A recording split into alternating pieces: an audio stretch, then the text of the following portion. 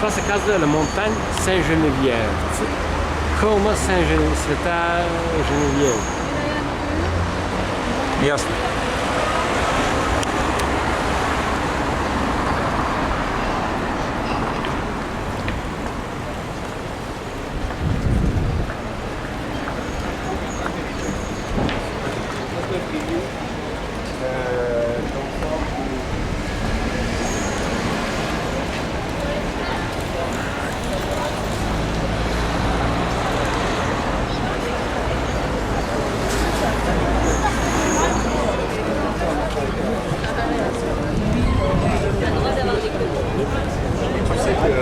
Там, дето бяхме седнали, имаше някакво шампанско за 80 евро, чашата предполагам. Къде там ли? Да, за тебе гледахме менюто. Еми не знам нещо.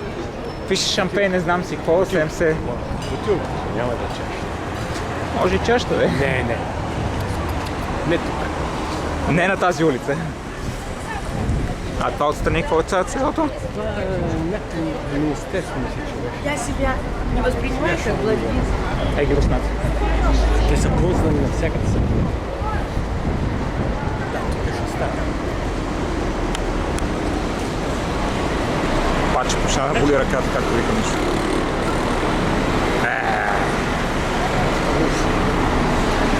Той сега ще спре тук да...